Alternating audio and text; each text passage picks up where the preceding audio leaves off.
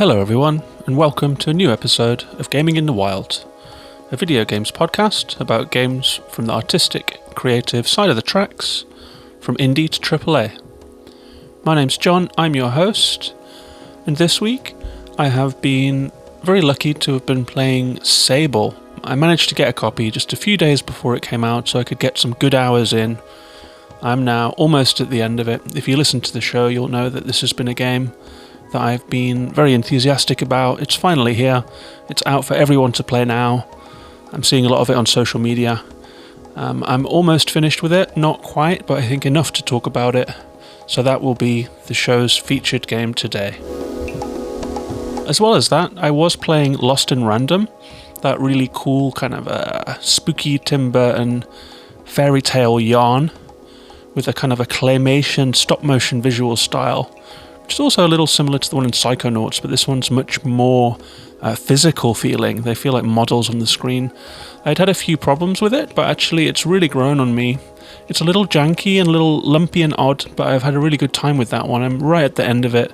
But Sable really took all my time this week. As soon as it came, I was straight in there. And I've had a wonderful time with it. I've also noticed this week that there's been a lot of hype around Deathloop. It's not a game that was on my personal radar, it's not really my genre, but the strength of the critical response has really opened my eyes to it. It's been everywhere, it's been getting 10 out of 10s.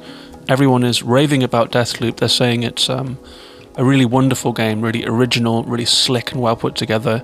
So it's firmly on my radar now, and I may well go for it.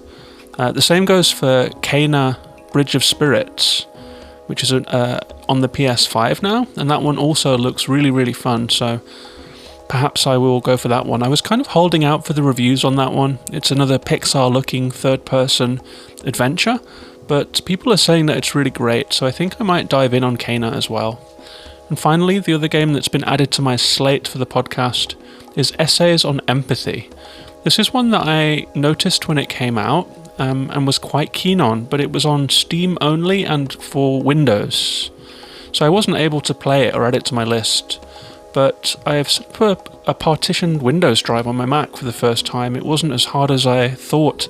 I'd never done that because I'd imagined that using Boot Camp and so forth would be really complicated. Turns out it's pretty easy and games are running quite nicely. On the Windows screen. It's really disconcerting and counterintuitive to see a Windows screen on your Mac monitor, but games are running fine, so I think I'm going to play Essays on Empathy. It's a collection of narrative experiments, which just sounds interesting enough for me to dive straight in, so I'll be playing that one too. But the main game of the show is Sable, and before I dive in, I will briefly mention that this show is patron supported. So if you'd like occasional extra episodes and an invite to the Discord community around the show, sale recommendations on Patreon and so forth, you can support the show and join in for $1 a month at patreon.com/gaminginthewild. And I'd like to give a big thank you to all of my existing patrons, and thank you to you, whether you're a first-time listener or a long-time listener, if you decide that that's something for you. And without further ado, let's move on and talk about this week's featured game, Sable.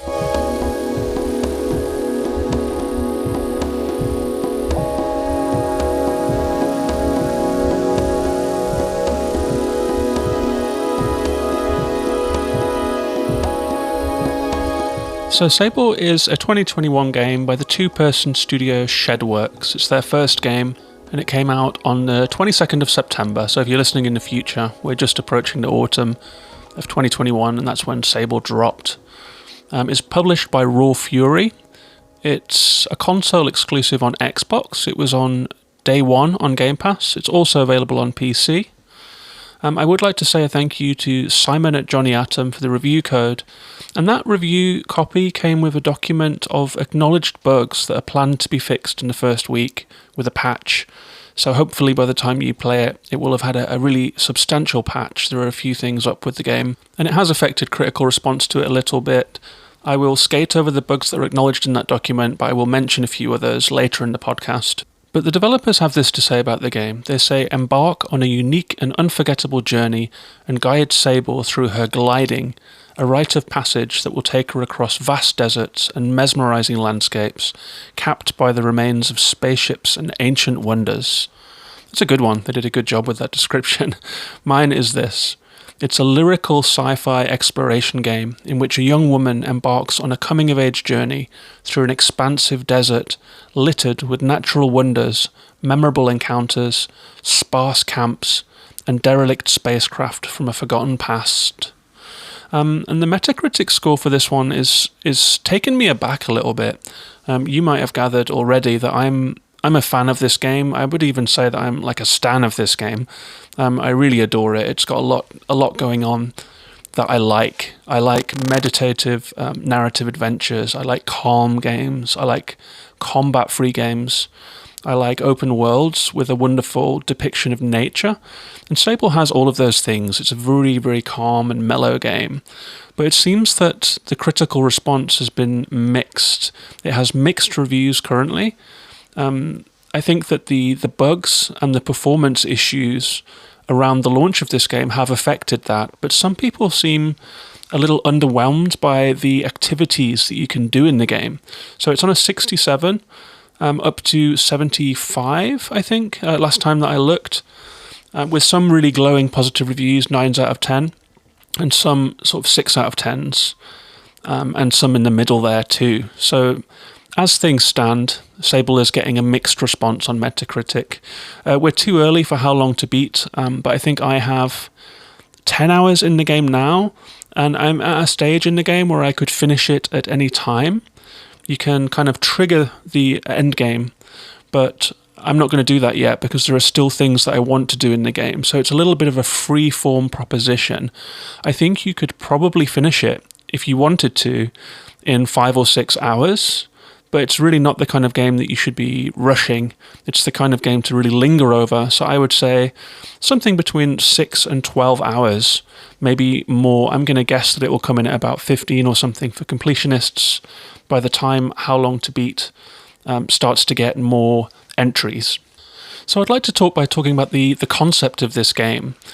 It's a really interesting one, actually. If you are a Star Wars fan, or if I don't think anyone has managed to escape the last Star Wars trilogy hype. I certainly watched that first trailer for The Force Awakens. I was waiting for it. That was back before Star Wars was a little saturated, and it was kind of everywhere with all of the spin-offs and so forth. So it was kind of a big deal when The Force Awakens came. It was like the third coming of Star Wars. And I remember that first trailer has a few seconds at the beginning where Rey is streaking across the desert on a hover bike with plumes of dust rising behind her, and then she kind of parascends into a hulking, massive, crashed Imperial cruiser. And then it goes into the usual stuff, the lightsabers, the Force, the Empire, and all of that. But those first few moments they made my heart skip a beat, honestly. There was something so lyrical and beautiful that sort of summoned up this feeling of freedom and travel and otherworldliness in those images, that I honestly believe that those are the best few seconds of the entire latter-day Star Wars trilogy.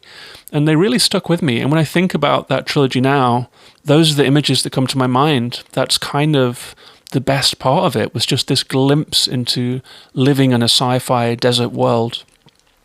And the designers of Shedworks felt the same, and they have made a game that is directly inspired by that sequence and expands it into an entire video game.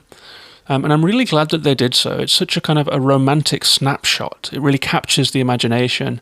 And I think that has been borne out in the response to the game visually, in response to the trailers at various games events over the years since they started making it.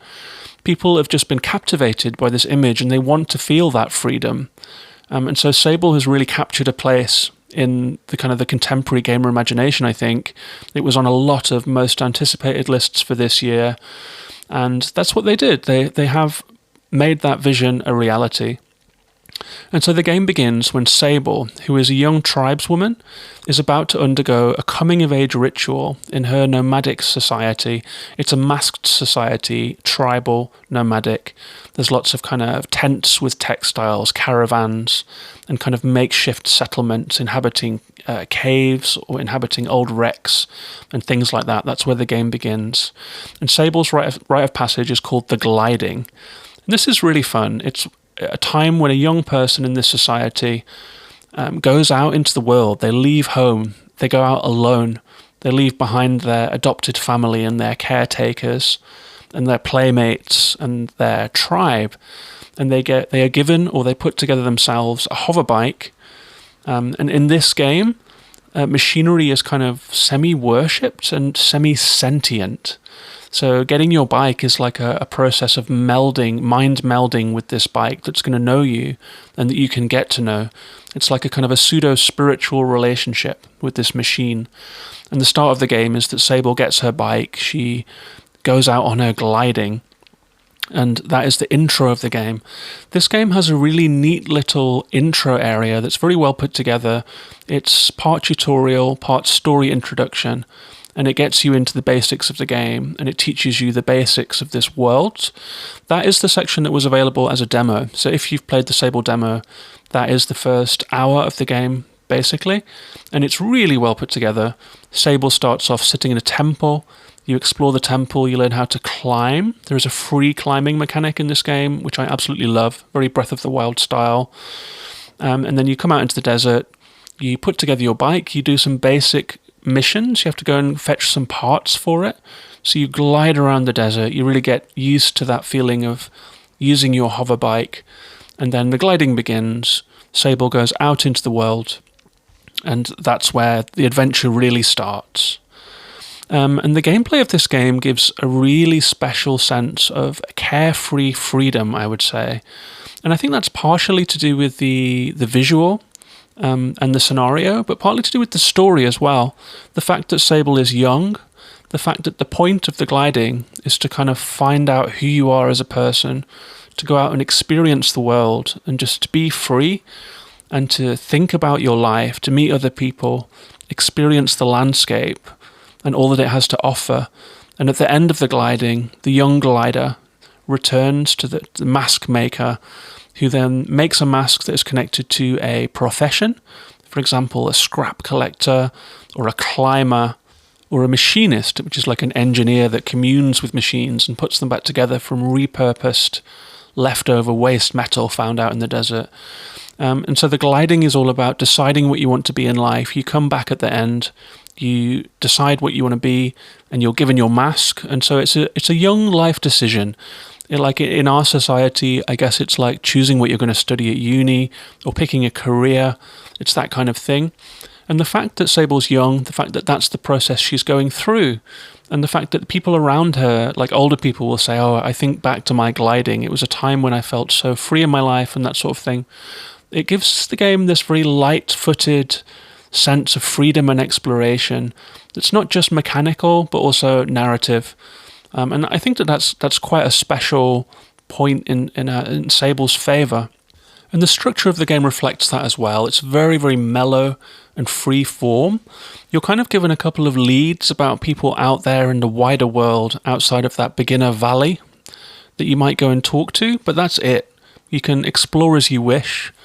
You can go from village to village. You can just see something on the horizon and go there. There is nothing stopping you from going anywhere in this world from the very get-go. There's very little stopping you from exploring.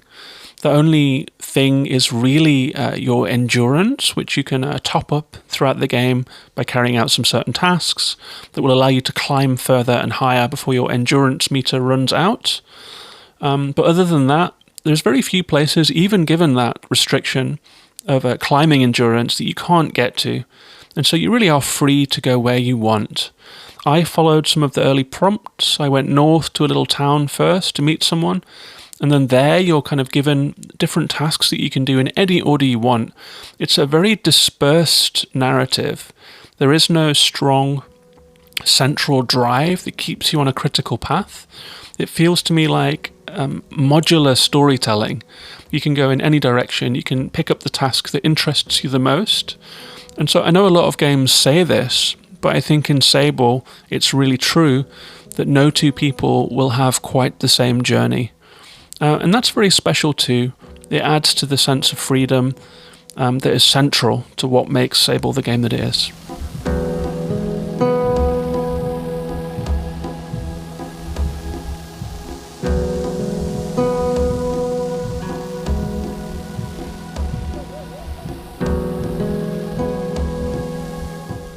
And mechanically, it's quite a simple game. You have your bike, which you can drive around. It's pretty easy to do. You just kind of hold down your trigger to accelerate. The world is your oyster. You go off wheeling through the desert with that plume of dust behind you, and you're out. You're out there in the world. There are a couple of tools for you, as well as the free climbing. There is a float mechanic.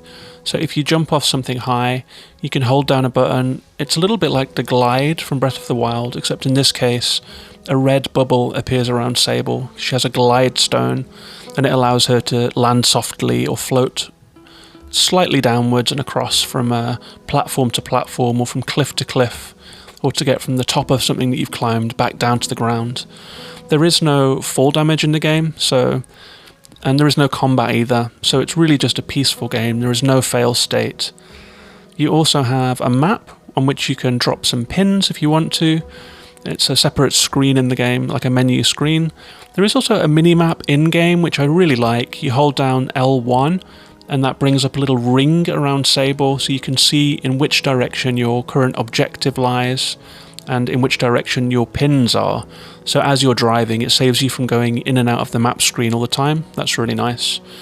There is also a kind of a map tracker that you can use, where you can send out a kind of a sonar ping across the landscape. You can see this white line going across the landscape. So if you see a mountain in the distance that you want to go to, you can kind of send out your little ping, wait until it gets to that mountain, and you can drop a pin in the physical world that will then appear on your map. And that is really kind of it. You can talk to people, you can pick things up. There isn't an awful lot to interact with in that sense. There are puzzles in which you'll be picking up batteries to put them into sockets and so forth, and picking up things that you can use in the landscape. But it's a very simple game mechanically, and I think that's great. It's a very pared down design, and I think that taking choices not to overcomplicate things is actually often stronger than choosing to do things, Choosing to have a kind of a spare interface and a set few controls, and keeping it simple, it allows for the atmosphere of the game to take over. So as you're driving through the game, you're not necessarily concerned too much about what's going on around you, and that really lets that feeling of freedom blossom. You can just streak through the landscape, you can curve around things that you see, get up close to them, look at the beautiful detail, and jump off your bike if you want to and go and explore further. And the fact that there aren't too many controls and objectives in your way allows that to come to life. And at this point, I think you have to mention the art of Sable.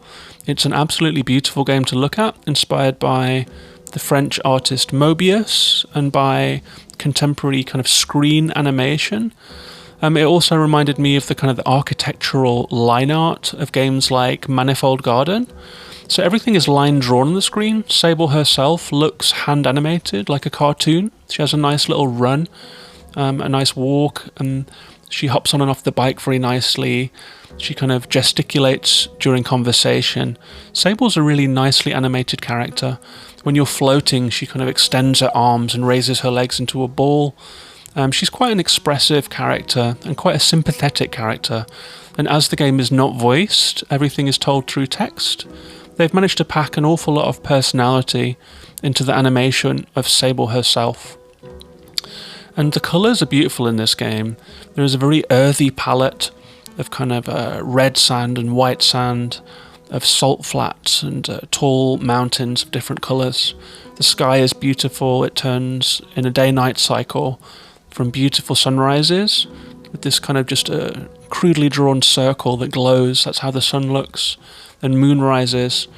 And the sky really has the whole palette that you'd expect to see in a sky. At night time, the palette of the game is muted right down to grey and black, and the colour vanishes from the landscape, and then at sunrise just this pink and orange and yellow spills across the whole sky. Really very beautiful. And there is a lot of great detail in the artwork too. I would say Sable's wardrobe is quite remarkable. You can buy clothing that you find in stores and little settlements all around the landscape.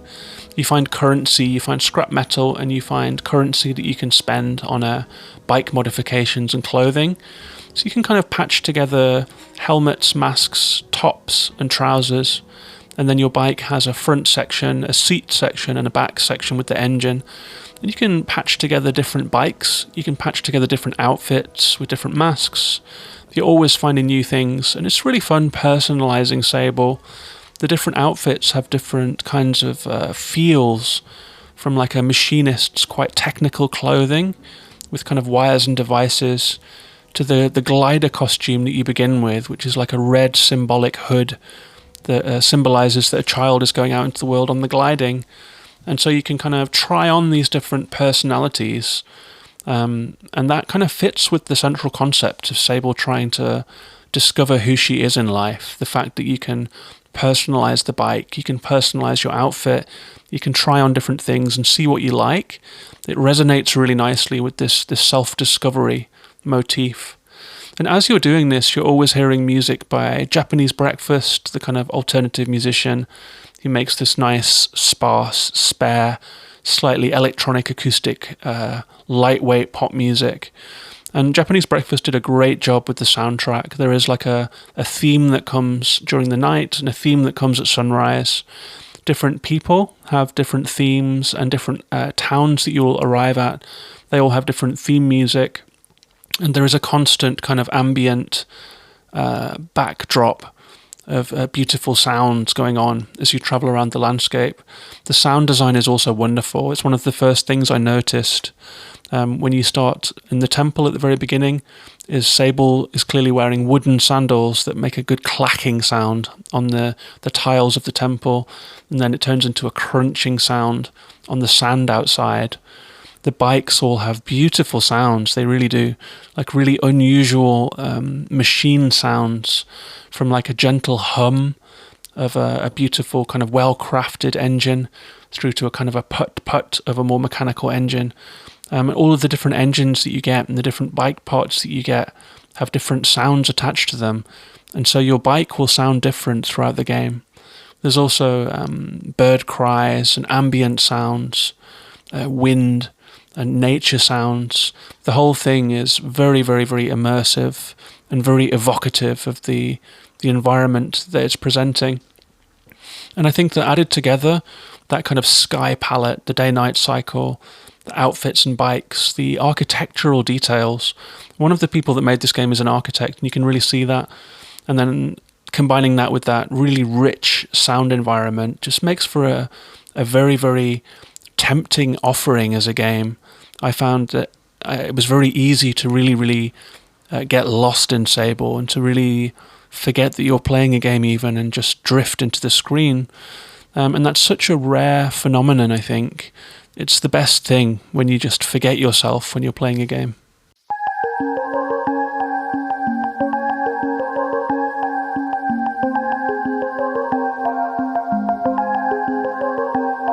Come in to me, show us the way. I'm caught between the wind and parts of the unknown. Adored between two worlds, a sight to see. It feels like everything is moving. And as for the gameplay, there are a lot of different things that you can do as part of your time with Sable. You'll meet all kinds of people on your journey. You'll meet people who are guards, who are machinists, townsfolk in very small nomadic settlements and in villages. There aren't that many people in these villages. It is a very sparse landscape with scarce humanity in it as you're travelling around. But you will have really memorable conversations with people, and they kind of do this great job of kind of group parenting Sable in a way. Like, everyone has been through the gliding, and everyone knows what it means. They know that a glider is someone who is trying to find their way in the world, someone who is almost at a loose end, and their role in society is to be at a loose end. So they might ask you to do things, and by asking you to do things like collect something for them, to find a resource they need out in the landscape, to go and check on someone that they haven't heard from in a long time, it's a little bit like they're giving you jobs to do that will benefit them, but it's also a little bit like they are giving a glider a job to do, a little bit of experience that glider can have in their life, and that can inform their choice about what they will do next. So there's this really nice, soft feeling of the community around Sable, kind of looking after her as a glider. I think that adds to the warmth and humanity of the game as well. And so the different tasks that you will do, like a machinist might ask you to go and collect some device for them, or a guard might ask you to look into something that's going on, something illicit.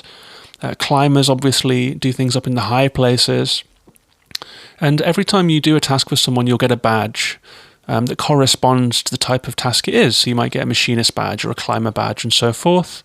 When you have 3 badges of one type, you can go to a mask maker's tent. And these are kind of shaman type people that live in each village. They're very mysterious. You go into their tent, you trade in your tokens, and you get a mask, a machinist mask or a climber mask that you then own. And you can collect all of the masks, and at the end of the gliding, you choose one. And some of these tasks are really fun. I won't spoil them, but there was a really nice one when someone asked you to go and fix a jammed wind turbine out in the landscape that's supposed to be giving them power, but there's something wrong with it. And so you have to go to your map marker, you climb up to the wind turbine, which is on a high precipice, work your way up there. And climbing is like a big activity in this game. You'll be, she can free climb, so you'll be going up walls, trying to find surfaces that you can grip onto, trying not to exhaust your endurance meter, get up to a high ledge, and then figure out where to go from there. So it's traversal and puzzle solving. You get up to the turbine, fix it, and then head back and get your token. It's a really nice little gameplay loop. It's satisfying. It allows for exploration whilst giving you a little bit of focus. You have a little quest log where you can see all the tasks that you've been given, or the leads that you have for different strands of story that you can go and pursue, and they get ticked off as you complete them. So you have a nice little casual to-do list. You have a couple of, and if you select a task, then a map marker appears of the next place that you have to go to fulfill it. And so it's very, very mellow, very nice kind of loop, getting new tasks that lead on to other new tasks that send you to different parts of the landscape. The map is divided into 5 major sections, each of which has a different topography. I guess in gaming parlance, they're biomes, from salt flats to desert to other ones that I won't spoil. They all have different natural features. They're all very beautiful. They all have different colour palettes, and it gives you a nice sense of exploration to go out and kind of in a languid, slow style, just circle around the map doing these tasks. But that landscape is littered with wrecked ships, and these things are monolithic. They are like that Imperial Star Cruiser from the Star Wars Rey sequence. They're massive. They're like towns. They are bigger than the towns in the game. And you can see blinking red lights, first of all, on the horizon.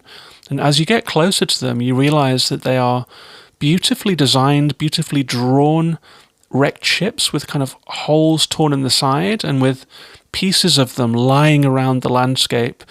They're obviously very old. They are obviously completely decrepit. And you have to find your way inside of them. And something that I really like is that these ships have different entry points.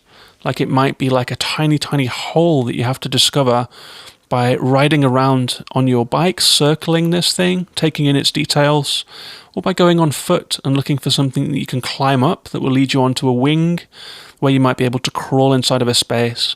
Or there might just be a huge hole ripped inside of one of these ships. They're all different. And inside those, you can find little bits of lore about where these ships came from that start to fill in a little bit of detail about the world that you're in.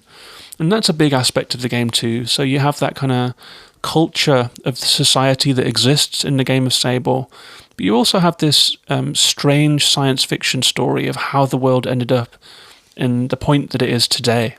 And that level of detail that you see on the ships and in the design of the ships, the kind of the architectural, fully realized detailing of those ships, from the stencils that are on them, of different logos, to the kind of the mesh that covers the back of the boosters, to the kind of the rafters and corridors and grills and the kind of steel cladding that is used. It's so detailed. It really has this kind of wonderful, refined look about them. Everything is so practical. It looks real. You can believe these spaces. And that's not just the ships and the bikes and Sable's costumes that I've talked about, but it's every detail in the world. When you get to a village, there might be some goats in a little pen with buckets and hay. There are fires that send up these kind of smoke chimneys up into the air that you can see from miles away. You can see this smoke just kind of rippling up into the sky, and you know that that's somewhere where there are people, or at the very least a campfire. The tents that people live in, they're just so perfectly rendered. The way that the material hangs, the way that they are constructed with guy ropes and poles, and the way that cloth has been drawn over crates and then pegged down to the ground to keep the crates down in the wind, but also to cover them and protect them from sand. Like, every detail is so lovely. I mean, each town that you get to has a machinist. They're all different heights and they have slightly different outfits. They look like different people. It's not like they are reused and copy-pasted as we so often see in games. Individuals are designed at different heights and so forth. There is an inn, and each inn is like a big tent, a big communal tent, with bedrolls and little tables, teapots and hookahs of the smoking kind, and all of that kind of detail that just really fills in the blanks of what this subsistence desert existence is really like. And the same in the landscape. You can see flowers and trees. The bird life is really something in this game. The way that birds behave in this game really took me aback. Sometimes when you're just looking up at the sky, maybe you're waiting for the right time of day to do something, or just taking in the landscape, and a V of geese might fly far overhead. And there are birds that kind of line the tops of things, line the tops of houses or structures, in the same way that you see in real life, the same way that you see blackbirds kind of lining the top of a building, looking in one direction as if they are about to take off and fly home or to migrate. You see that too. You see birds circling over things. You see little kingfishers in watery areas that kind of dart around, and they all respond to you, the birds, and they make beautiful sounds. There was one point in which I was somewhere really high up, and I caught sight of a hawk, and it was the first time I'd seen a hawk in the game. And it's a little bit like if you're on a road trip or something and you see a hawk hovering somewhere over the fields off the motorway. You know, you notice it. You notice the way that they fly. They are much more purposeful, and they have a very distinctive silhouette with hooked wings. And I saw that hawk and I almost gasped. It was amazing to see it. So the amount of detail and love that has been put into the birds, put into the textiles in the game, into designing the environment of Sable, it pays off so well. And there are some architectural spaces. There are, derelict buildings that you can go into. And there are some amazing indoor environments too, as well as all of this outdoor stuff and the towns and the ships. The whole thing adds up to such an absorbing, believable world. It was just fantastic, really, really memorable. And so that's my description of what Sable is. I think now it's time to go on and talk about some of the good things and some of the bad things about this experience.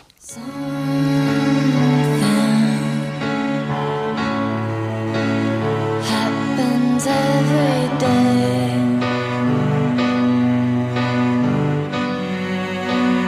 Whether not you part. So I'm full of praise for Sable. For me, this is quite easily my new game of the year so far. I found it to be an emotional experience. There's something about the story, something about the landscape, the story that's being told to you, the dialogue, Sable herself, the phase of life that she's in. The whole thing adds up to being like an impactful, quiet, emotional experience in a way that I find quite rare. And the art style and graphics speak for themselves. The music is excellent. The sense of freedom, that kind of feeling of the wind in your hair in this game. You can go anywhere you want to. It's really special. The scavenging is a real pleasure. I enjoyed the puzzles. I found that they were enough to be engaging, but they were never annoying. I never really got stuck for very long. I never had to leave a puzzle and come back to it. I was always able to solve it in the room and without using guides or without using hints. Like, it's enough gameplay. They are well done. And it's just fun doing them as well. Like the way that they are designed in the game, it gives you something to do. There's always a point to it. Like if you're solving puzzles inside of a crashed spacecraft, then you are experiencing the architecture of that spacecraft and the sense of mystery that hangs around them. And if you're out in the landscape fixing a wind turbine, then you're experiencing that landscape. And by climbing up to the turbine, you're kind of experiencing the culture and the fact that they need and use wind turbines.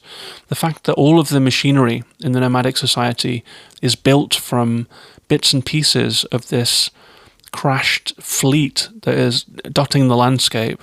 Just fascinating. And all of the puzzles work together in harmony, along with the dialogue and the tasks, to really draw all of the elements of the game together.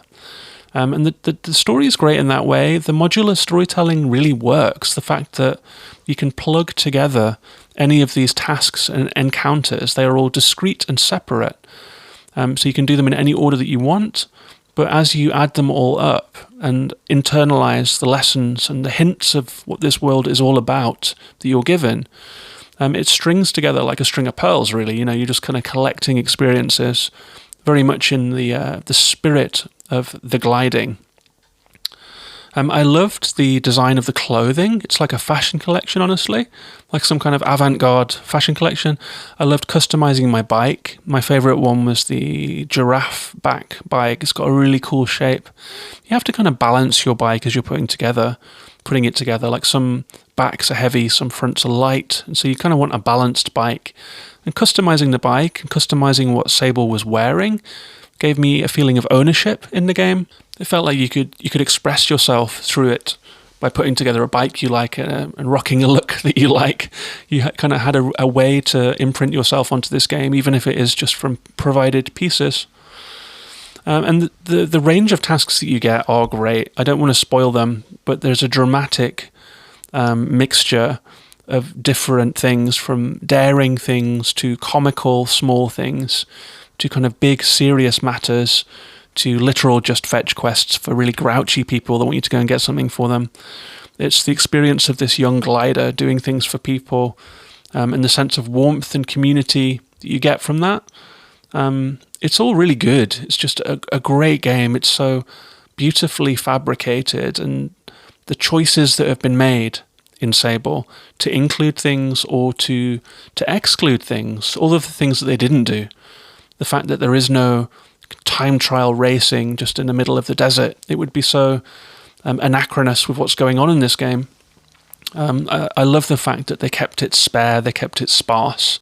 And I think it takes a bit of courage to really let the experience breathe in the way that they did. It's obvious that some critics and some gamers are going to complain that there's not enough to do, but that's the intention of this game, and I really support that intention. And with all of those good things said, there are some critiques of this game that kind of have to be said, really, and so it's kind of unfortunate. I feel bad for having to bring up these things even, but in the spirit of being even-handed, I have to say it. So this game is technically really, really messy. There's no other way to put it. There are a lot of bugs in the game. There are a lot of glitches. There is stuttering, there are frame rate drops, there is pop-in. Sometimes Sable will fall through things that you're trying to jump onto. Sometimes you'll find yourself in a piece of scenery falling through the ground. Sometimes dialogue doesn't trigger correctly. Sometimes there is no speech bubble above a person that you can interact with, which is the icon that's supposed to signify that. so you can miss people. Sometimes random plants in the wilderness do have speech bubbles attached to them. There are all kinds of glitches in this game. I started playing it on an Xbox One S, and it started off fine, like the demo area played fine, and the first open desert played fine. But the second that I got anywhere with some complexity, for example, trees or large cliffs that you wind between, like that kind of Texan sort of rocks sticking out of the ground, the game just slowed down to a crawl. At first it was like a little stuttery, and it ended up being at some points like 1 frame a second. Sometimes restarting the game would work, and it would be slick. Sometimes it would just be worse.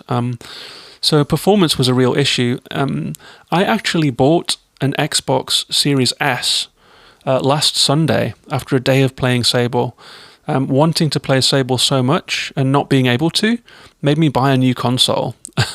So I would recommend that if you have a One S or an Xbox One from that family of consoles, last gen hardware, skip it, save it, put a pin in it, play it later. Don't ruin your experience of Sable by playing it on last gen hardware. It just doesn't work. So that's quite a big critique, and there were other performance things too, like the bike, for example. The whole central premise of gliding across the desert in this kind of smooth, straight line like an arrow with a plume of dust behind you. Sometimes the bikes are very sensitive. Like you'll go over a little bump in the desert and your bike will roll completely, or tip forward and go onto its nose, or tip backwards onto the engine and just completely derail your travel. You just have to let go of the accelerator, let the bike settle, and then try again. And that's really unfortunate because that is one of the central things. It's the main image that made people fall in love with this game, is this freewheeling traversal across the desert. And the bikes are a little bit sensitive, and it does derail that experience quite regularly. There is a mechanical problem with the climbing also. When you walk towards a surface, Sable will automatically start climbing it, which is sometimes great, sometimes not. Sometimes you're walking past a wall and it becomes sticky, and Sable will start to climb it. Sometimes when you reach the top of something, try and pull yourself up, Sable will kind of glitch against it, fall down and grab it again. If you push her again, she'll glitch and fall again. And so she's just stuck in a loop of glitch, fall, glitch, fall, glitch, fall. Maybe you can jump at the right time to get up there. It's kind of distracting, but then there are puzzles in which timing is required, jumping from thing to thing in an organized way in a sequence of 10 successful jump and grabs and climbs. And if you keep failing because the mechanics are letting you down, not your skills at playing the game or your gameplay, then that can be a little frustrating. Because I love this game so much, I was quite willing to deal with this stuff. Hopefully the developers will patch the game significantly, especially on last gen hardware. It breaks my heart that people are going to be playing this on an Xbox One and not be able to fully enjoy the game because of this stuff. But there is so much to love in this game, and I do love this game, that I just really hope that all of this technical stuff can be fixed up, because Sable is a game that deserves to reach its ultimate form. I think this game will be on a lot of Game of the Year lists, and I would really hate to see it derailed critically, and by extension in its kind of place in the pantheon of games that came out this year, or the pantheon of indie games generally. Like, I'd like to see Sable put up alongside Journey in those kind of games, but if the technical performance is making people mark it down to a 7 and making players tweet negative things about it, the reputation suffers and the place that the game occupies suffers. And I love the game so much that I want to see it held up high. I want to see it winning awards, not being dismissed by players as janky. And that would be fair at this point. It's a pretty janky game for all of the wonderful things about it. So the concept, the design decisions, art, music, writing, they're all top drawer. There are just some flaws in the execution, and that just is what it is. But all in all, I have to say, I think this is a special game. It is a whole mood. It's a moving game. I think it's going to stick with me. It's lyrical, it's well conceived, it's well put together, it's detailed, it's meticulously detailed in design. And I thought I would just finish with a couple of moments that I really loved in the game. That clacking of the sandals on the ground that echoed through the temple at the very beginning of the game, and seeing Sable's run and being a little surprised by it. It's not a slick animation. It's a little kind of Prince of Persia looking, but there was something about that moment, just seeing Sable's funny little run with the arms swinging out and hearing the sound of her sandals on the stones, just resonates somehow. There's another time when I came to a tent village and just noticed for the first time, the way that things are constructed, the detail, like you can see the rivets on things that have been nailed in place, and you can see the kind of the holdings that keep people's clothes on them, the kind of harnesses that they wear, and the different kind of textures on bikes and stuff like that. The way that light is rendered, like where light turns into dark, you can see a line, a black drawn line, like a pen, and it kind of rakes across a mountain. But the mountains have texture, like all mountains do, and so the line kind of dances across the texture of a mountain. Things like that, seeing the birds wheel in the sky and hearing bird cries, seeing a hawk for the first time, like I described, and hearing the different sounds of the bike engines, looking up at a starlit sky when an observatory opens up, seeing the moon go down, the sun come up, and finding your way inside huge spaceships through like a broken rocket. There's just the tiniest crawl space that you can get in, and the real sense of discovery that you get as you go into these abandoned structures that are almost cathedral-like in size. Like all of those moments are just very, very special. So for me, this is a huge hit. I love the game. I've talked about it now for 45 minutes all by myself. This is a long podcast. But hopefully I've gotten across to you how special this game is. That's Sable.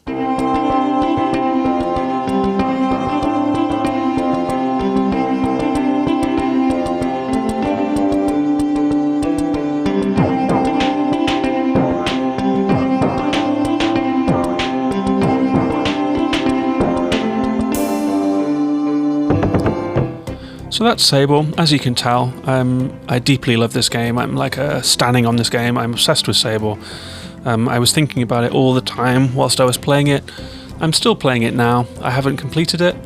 There is a kind of a meta mission that you can do that involves doing things out in the landscape. I'm still trying to get to the bottom of it, but I've almost cleared my text log, my quest log rather. So I'm right at the end of it. I'm really enjoying it.